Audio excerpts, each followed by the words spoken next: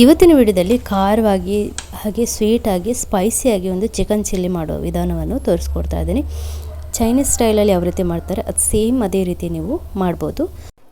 ಈಗ ನಾನಿಲ್ಲಿ ಬೋನ್ಲೆಸ್ಸನ್ನು ಸಣ್ಣದಾಗಿ ಕಟ್ ಮಾಡಿ ಇಟ್ಕೊಂಡಿದ್ದೀನಿ. ನೀವು ಇದನ್ನು ಬೋನ್ಲೆಸ್ಸಲ್ಲೇ ಮಾಡಬೇಕಂತ ಏನಿಲ್ಲ, ಮುಳ್ಳು ಪೀಸಲ್ಲಿ ಕೂಡ ಮಾಡಿದ್ರು ಚೆನ್ನಾಗಿರುತ್ತೆ, ಬೋನ್ಲೆಸ್ಸಲ್ಲೇ ಮಾಡಿದ್ರು ಕೂಡ ಚೆನ್ನಾಗಿರುತ್ತೆ. ನಿಮಗೆ ಎರಡರಲ್ಲಿ ಯಾವುದಾದ್ರೂ ಒಂದು ಇಷ್ಟ ಇದ್ದರೆ ಅದರಲ್ಲಿ ಮಾಡ್ಕೊಳ್ಬೋದು. ಇಲ್ಲಿ ಪೆಪ್ಪರ್ನ ಹಾಕ್ಕೊಂಡಿದ್ದೀನಿ, ಹಾಗೆ ಸ್ವಲ್ಪ ಲಿಂಬೆ ರಸ ಹಾಗೆ ಉಪ್ಪನ್ನು ಹಾಕಿ ಮಿಕ್ಸ್ ಮಾಡ್ತಾ ಇದ್ದೀನಿ. ಇದನ್ನು ಚೆನ್ನಾಗಿ ಮಿಕ್ಸ್ ಮಾಡಿಡಿ. ನಂತರ ಇಲ್ಲಿ ಶುಂಠಿ ಬೆಳ್ಳುಳ್ಳಿ ಪೇಸ್ಟನ್ನು ಹಾಕ್ಕೊಳ್ತಾ ಇದ್ದೀನಿ. ಅದನ್ನು ಮಿಕ್ಸ್ ಮಾಡಿ ಸೈಡಿಗೆ ಇಟ್ಟದಾದಮೇಲೆ ಇಲ್ಲಿ ನಾನು ಕಾರ್ನ್ಫ್ಲೋರ್ನ ಹಾಕ್ಕೊಳ್ತಾ ಇದ್ದೀನಿ. ಸಣ್ಣ ಕಪ್ಪಲ್ಲಿ ಒಂದು ಅರ್ಧ ಕಪ್ಪು, ಅದೇ ಕಪ್ಪಲ್ಲಿ ಒಂದು ಅರ್ಧ ಕಪ್ನಷ್ಟು ಮೈದಾ, ಅದೇ ಕಪ್ನಲ್ಲಿ ಒಂದು ಅರ್ಧ ಕಪ್ನಷ್ಟು ಅಕ್ಕಿ ಹಿಟ್ಟು, ರುಚಿಗೆ ತಕ್ಕಷ್ಟು ಉಪ್ಪು, ಸ್ವಲ್ಪ ಪೆಪ್ಪರ್ನ ಹಾಕ್ಕೊಂಡು ಒಂದು ಮೊಟ್ಟೆಯನ್ನು ಹಾಕ್ಕೊಳ್ತಾ ಇದ್ದೀನಿ. ಸ್ವಲ್ಪನೇ ನೀರನ್ನ ಹಾಕ್ಕೊಂಡು ಮಿಕ್ಸ್ ಮಾಡ್ಕೊಳ್ಬೇಕು. ನೀವು ತುಂಬ ತೆಳುನೂ ಆಗಬಾರ್ದು, ತುಂಬ ದಪ್ಪನೂ ಆಗಬಾರ್ದು, ಆ ರೀತಿ ನೀವು ಇದನ್ನು ಕಲಸಿ ಸೈಡಲ್ಲಿ ಇಟ್ಕೊಳ್ಳಿ. ಈಗ ಇಲ್ಲಿ ನಾನು ಮನೆಯಲ್ಲೇ ಮಾಡಿರುವಂಥ ಶೇಜ್ವಾನ್ ಸಾಸ್ನ 1.5 ಸ್ಪೂನಷ್ಟು ಹಾಕ್ಕೊಂಡಿದ್ದೀನಿ.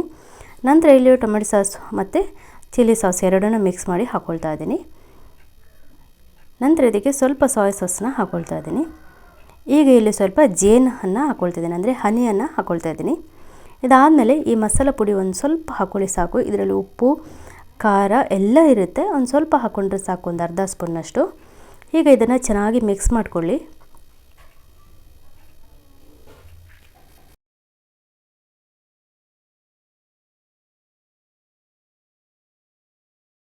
ಈಗ ಇದು ರೆಡಿಯಾಗಿದೆ, ನೋಡ್ತಾ ಇರ್ಬೋದು ನೀವು. ಈಗ ನಾವಿಲ್ಲಿ ಮೊದಲೇ ಉಪ್ಪು ಮತ್ತು ಪೆಪ್ಪರ್ ಹಾಕಿರುವಂಥ ಬೋನ್ಲೆಸ್ಸನ್ನು ಹಿಟ್ಟಿಗೆ ಹಾಕ್ಕೊಳ್ಬೇಕು. ನೋಡಿ, ಈ ಹಿಟ್ಟಿಗೆ ಒಂದು ವೇಳೆ ನಿಮಗೆ ಹಿಟ್ಟು ತೆಳು ಆಯಿತು ಅಪ್ಪ ಅಂತ ಅನಿಸಿದರೆ ಮತ್ತು ನೀವು ಸ್ವಲ್ಪ ಕಾರ್ನ್ಫ್ಲೋರ್ ಅಥವಾ ಅಕ್ಕಿ ಹಿಟ್ಟು, ಮೈದಾ ಹಿಟ್ಟು, ಈ ಮೂರಲ್ಲಿ ಯಾವುದಾದ್ರೂ ಒಂದನ್ನು ಹಾಕ್ಕೊಳ್ಬೋದು. ಈಗ ಇದನ್ನು ಚೆನ್ನಾಗಿ ಮಿಕ್ಸ್ ಮಾಡಿದಾಗಿದೆ. ಇದನ್ನು ಮಿಕ್ಸ್ ಮಾಡಿ ಇದರಲ್ಲಿ ಇಡಬೇಕಂತೇನಿಲ್ಲ, ತಕ್ಷಣ ನೀವು ಇದನ್ನು ಎಣ್ಣೆಗೆ ಹಾಕ್ಕೊಳ್ಬೇಕು. ಈಗ ಎಣ್ಣೆ ಕಾದಿದೆ, ನಾನೀಗ ಎಣ್ಣೆಗೆ ಹಾಕ್ಕೊಳ್ತೀನಿ. ಒಂದೊಂದೇ ಪೀಸನ್ನ ನೀವು ಹಾಕ್ಕೊಳ್ಳಿ. ಈಗ ನೋಡಿ, ಇಷ್ಟು ಕಾದ್ಮೇಲೆ ನೀವು ತಕ್ಷಣ ತೆಗೆದುಕೊಳ್ಳಿ. ಮತ್ತು ಇದನ್ನು ಎರಡನೇ ಸಲ ನಾವು ಇದನ್ನು ಫ್ರೈ ಮಾಡಬೇಕಾಗತ್ತೆ. ಎರಡನೇ ಸರಿ ನಾವು ಫ್ರೈ ಮಾಡುವಾಗ ಒಳ್ಳೆ ಕ್ರಿಸ್ಪಿ ಬರುತ್ತೆ. ಈಗ ಒಂದು ಸರಿ ನಾನು ಫ್ರೈ ಮಾಡಿದ್ದು ಆಗಿದೆ. ಈಗ ಮತ್ತೆ ನಾನು ಅದನ್ನು ಎರಡನೇ ಸರಿ ಫ್ರೈ ಮಾಡ್ಕೊಂಡಿದ್ದೀನಿ. ನೋಡಿ, ಇದು ಎರಡನೇ ಸರಿ ಫ್ರೈ ಮಾಡಿರುವಂಥದ್ದು. ನಾನು ನಿಮಗೆ ತೋರಿಸ್ತೀನಿ ಎಷ್ಟು ಕ್ರಿಸ್ಪಿಯಾಗಿ ಬರುತ್ತೆ ನೀವು ಎರಡನೇ ಸರಿ ಫ್ರೈ ಮಾಡೋದ್ರಿಂದ ಅಂತ. ಇಲ್ಲೇ ನೋಡಿ, ಈಗ ಇದು ಎರಡನೇ ಸರಿ ಫ್ರೈ ಮಾಡಿ ಆಗಿರುವಂಥದ್ದು. ಇದು ಮತ್ತೊಂದು ಸರಿ ಫ್ರೈ ಮಾಡಲಿಕ್ಕೆ ಹಾಕಿರುವಂಥದ್ದು. ನೋಡಿ, ಸೌಂಡಲ್ಲಿ ಗೊತ್ತಾಗ್ತದೆ ಅಲ್ವಾ ಎಷ್ಟು ಕ್ರಿಸ್ಪಿ ಆಗಿದೆ ಅಂತ.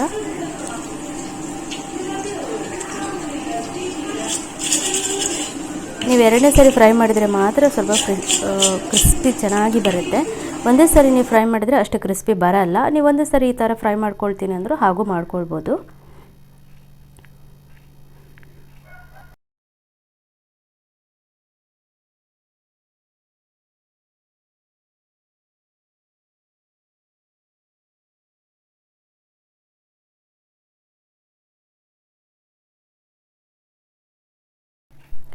ಈಗ ಮತ್ತೆ ಒಂದು ಪ್ಯಾನಿಗೆ ಎಣ್ಣೆ ಹಾಕ್ಕೊಳ್ಳಿ.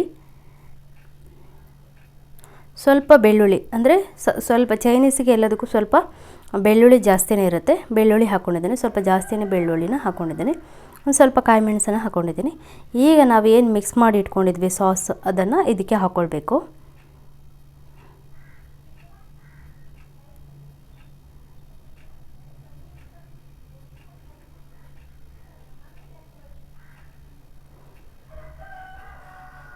ಈಗ ನೋಡಿ, ಇದು ಕುದೀತಾ ಇದೆ. ತುಂಬ ಹೊತ್ತು ಇದನ್ನು ಕುದಿಸ್ಬೇಕಂತೇನಿಲ್ಲ.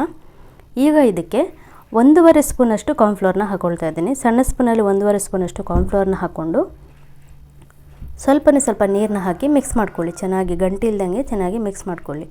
ತುಂಬ ದಪ್ಪ ಮಾಡಲಿಕ್ಕೆ ಹೋಗಬೇಡಿ, ನೀವು ಹಾಕಿದ ತಕ್ಷಣ ಅದು ದಪ್ಪ ಆಗುತ್ತೆ. ಮೀಡಿಯಮ್ ತೆಳುವಲ್ಲಿ ಇರಲಿ ಕಾರ್ನ್ಫ್ಲೋರು. ಈಗ ಈ ಕುದೀತಿರೋ ಇದಕ್ಕೆ ಹಾಕ್ಕೊಳ್ಳೋಣ.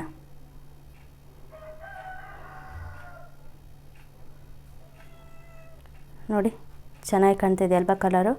ಈಗ ಇಷ್ಟು ಸಾಕು, ಕಾರ್ನ್ಫ್ಲವರ್ ಹಾಕಿ ತುಂಬ ಕುದಿಸ್ಲಿಕ್ಕೆ ಹೋಗಬೇಡಿ, ದಪ್ಪ ಆಗಿಬಿಡುತ್ತೆ. ಈಗ ಇದಕ್ಕೆ ಫ್ರೈ ಮಾಡಿರುವಂಥ ಚಿಕನ್ನ ಹಾಕಿ ಚೆನ್ನಾಗಿ ಮಿಕ್ಸ್ ಮಾಡ್ಕೊಳ್ಳಿ, ಆಯಿತಾ. ಚಿಕನ್ ಹಾಕಿದ ಮೇಲೆ ತುಂಬ ಹೊತ್ತು ಮಿಕ್ಸ್ ಮಾಡ್ತಾ ಇರಬೇಡಿ. ಈಗ ಇದು ತಕ್ಷಣ ಪ್ಲೇಟಿಗೆ ಹಾಕ್ಕೊಳ್ಳೋಣ.